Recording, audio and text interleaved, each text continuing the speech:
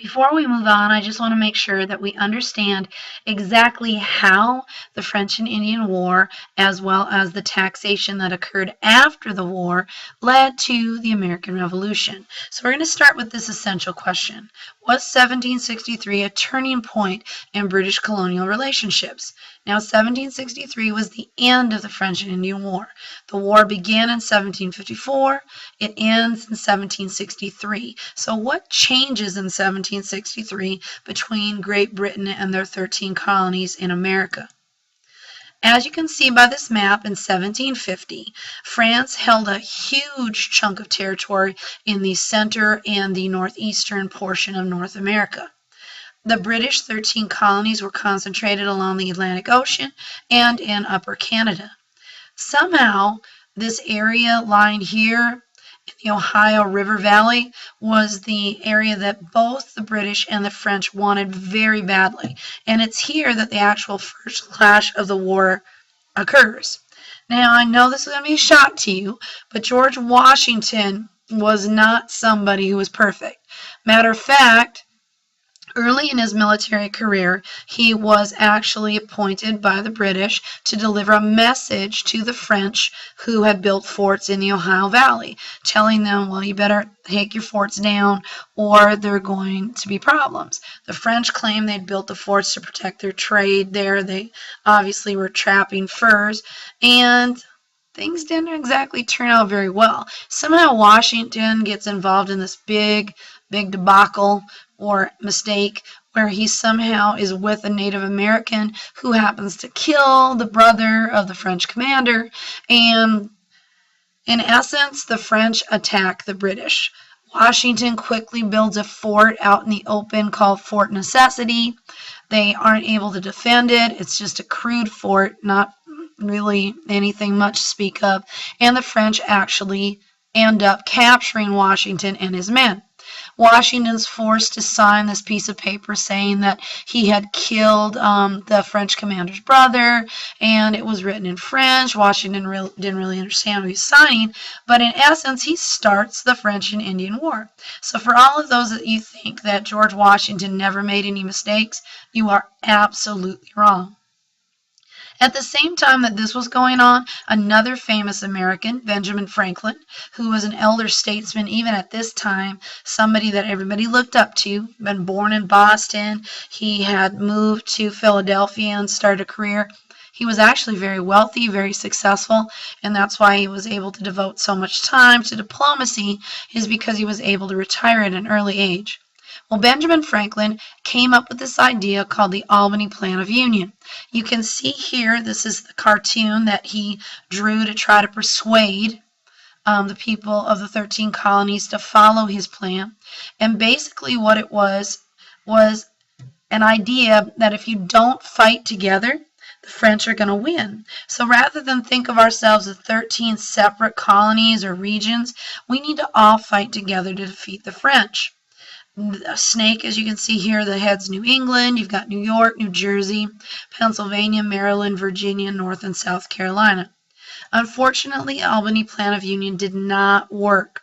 The Iroquois, who were to join with it, broke off relations with Britain and threatened to trade with the French. The 13 colonies were bickering and fighting with each other because they all had land claims west of the Appalachian Mountains, and it just didn't work out the way they had planned it to. Britain decides they're going to eliminate the French presence in North America. They send in General Edward Braddock, who's accompanied by Washington. Okay? Unfortunately, they actually end up getting trapped on a road by the French. The French are fighting in the trees. They're on the open road. The British get ambushed. Braddock is killed. George Washington, however, proves himself to be very brave under fire and actually ends up having 2 horses shot out from underneath him. He's got a bullet hole in his hat, bullet hole in his coat, but yet he doesn't give up. He continues to fight. So he actually proved himself to be very brave when compared to the regular British soldiers who decided that they were going to run and hide rather than stay and fight. At this point in 1756, war is formally declared. The Native Americans choose sides. The Iroquois side with the British, the Huron and Algonquin with the French, and the war is basically on. Now, the British and Americans have a different way of looking at this war. The colonials are the 13 colonies tend to fight more Indian style. They use guerrilla tactics. They hide behind trees, they ambush, whereas the British really believe in formal warfare. They believe in fighting in formation, bayonet charge, all that stuff. The Continentals or colonials, they're militias, they're volunteer armies, while the British officers actually take charge of the colonials and wonder why they have no discipline. Well, they're not regular soldiers. Okay? The British have been fighting wars for the last 50 years, so they have drills and tough discipline to lend them in battle, whereas the colonials really don't believe in following orders. They're casual, they're not professional soldiers. The colonials tend to look at the British as being prima donnas, officers with servants and tea settings, not necessarily what they would want from an army. In 1757, a new prime minister takes over, William Pitt. He actually understands what the continental or colonial people want. He offers them a compromise. If you are loyal and if you cooperate with Great Britain and help us win this war, then we will help you out. Okay? Colonial morale increases, the war starts to turn, and by 1761, Spain has become an ally of France, but it doesn't really matter because by this time, England is winning the war. The turning point of the French and Indian War was the Battle of Quebec. This was our most famous win. In the middle of the night, we climbed the cliffs that lead up to the city of Quebec and actually surprised the French.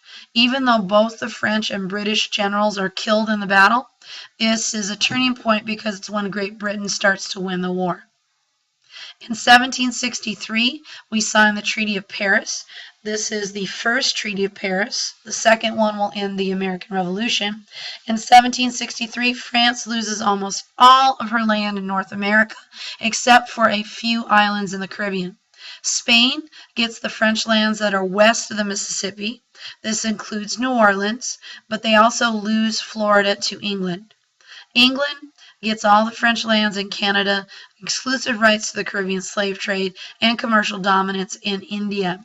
England also has to contend with the fact that now you have people leaving Canada called the Cajuns who actually end up moving to Louisiana, and there's still a large French presence in Louisiana even to this day. So here we see a rather different North America. We see now that we own all the land west of the Appalachians up to the Mississippi River. Now, what were the effects of the war on Great Britain? It increased her colonial empire, but it also greatly enlarged her debt. To pay for the war, she had to spend a lot of money.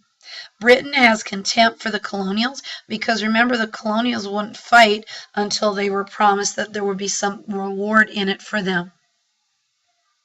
Okay, at this point, England feels that she better do something to get these colonies in hand because they're just really not listening. Okay, effects of the war on Britain. Now, effects of the war on the American colonials. It united them against a common enemy for the first time. It also created an experience where people from different parts of the 13 colonies started to socialize with each other. It also created bitter feelings towards the British because the British tended to look down their noses at the colonials.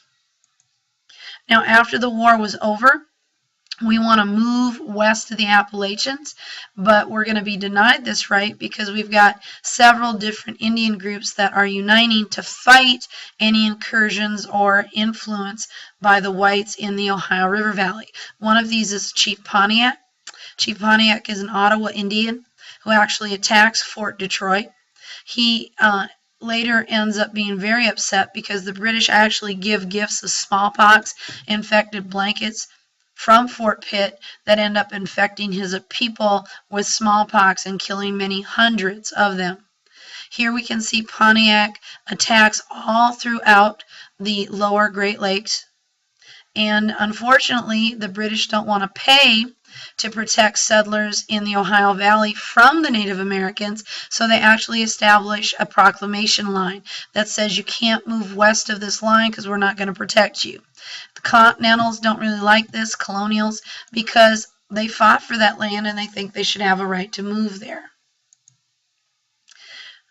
Because they have to pay for the high cost of the war, they begin to rethink their empire and they start to crack down on smuggling. Smuggling was a big problem. John Hancock, one of the most famous smugglers, one of the richest men in Boston, he made that money by importing goods illegally. Now, James Otis, who was a colonial, actually files a legal case in which he says the protection of a citizen's private property must be held in higher regard than a parliamentary statute. In other words, he's saying that my property is my own and that the government should not interfere with my ability to make a living. Unfortunately, he was to find out that Britain had a whole series of taxes and laws put into place to put the colonials back under control. The Sugar Act was first, then the Currency Act. The Quartering Act, which wasn't really a tax, basically said that the British Army would live with the colonial peoples, and that way they would not have to pay for them to have barracks or food because they would be living with the colonials. Colonials hated this, didn't like people living in their home, but even more so, they didn't like the fact that the British soldiers were taking jobs away from them. Okay? Now, what was the extent of Parliament's control? The Stamp Act was absolute. You either pay the tax or you go to jail or you forfeit your property. Now, how could the colonies give or withhold consent for parliamentary legislation? They didn't have any representation in Parliament, so they had no say in what happened to them. The Stamp Act was the most hated act of all of these because it affected so many people. The stamp was not only on legal documents, it was on playing cards. So if you were a gambler, you had to pay a tax. Newspapers, anything made out of paper had a stamp that you had to pay for it. Okay? The Townshend Acts, which were passed after the Stamp Act was repealed, this again is seen as another infringement on the rights of colonial people. John Dickinson starts to write about his opposition to all these taxes in letters from a farmer in Pennsylvania, begging that, taxation without representation is just purely wrong. You see the Daughters of Liberty, the Sons of Liberty rising up. You also see John Hancock's ship, the Liberty, being seized, and there were riots against customs agents. There was a lot of tar and feathering going on at this time. So, for the first time, many colonists began calling people who joined the boycott movement, don't buy any goods from Great Britain, patriots. And we now see that there is a sharp division in the 13 colonies between those people who want to remain loyal to Great Britain and those who instead want to fight against Great Britain and reassert their rights.